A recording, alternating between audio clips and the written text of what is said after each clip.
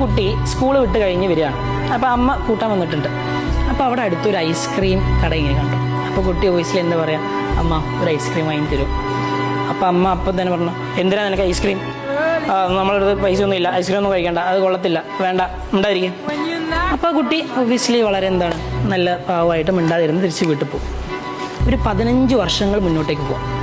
15 വർഷം കഴിഞ്ഞിട്ട് എന്തെങ്കിലും ഒരു നല്ല എന്ത് സംഭവം നടന്നു. ഫ്രണ്ട്സ് ഇങ്ങനെ പറഞ്ഞു, എടവാട നമുക്ക് ഐസ്ക്രീം വയ്ക്കാം എന്ന് പറയുന്ന സമയത്ത് ആ കുട്ടി പോലും അറിയാതെ, ആ വ്യക്തി പോലും അറിയാതെ ആ വ്യക്തി അതിനെ ഹെസിറ്റേറ്റ് ചെയ്യും. എന്നാൽ എനിക്ക് വേണ്ട, പെട്ടെന്ന് പറയും എനിക്ക് വേണ്ട. ചിന്തിക്കണമെന്നും ഉണ്ടാവില്ല, മനസ്സിൽ നിന്ന് അപ്പം തന്നെ പറഞ്ഞായിരിക്കും അയ്യോ എനിക്ക് വേണ്ട.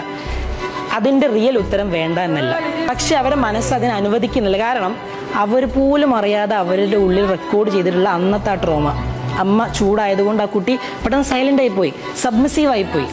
ആ സാധനം ഇവിടെയാണ് എന്ത് ചെയ്തത്, ഡോമിനേറ്റ് ചെയ്തത്. അപ്പം ഇവിടെ നടന്നിട്ടുള്ളത് ചൈൽഡ് സ്റ്റേറ്റ് ആണ്. പറയുമ്പോൾ കുട്ടി വലിയ ആളായിട്ടുണ്ട്, പക്ഷെ അവിടെ പുറത്തോട്ട് വന്നത് എന്താ, ചൈൽഡ് സ്റ്റേറ്റാണ്. പണ്ടത്തെ ആ കുട്ടിയുടെ ആ മെമ്മറിയാണ് പുറത്തോട്ട് വന്നിട്ടുള്ളത്.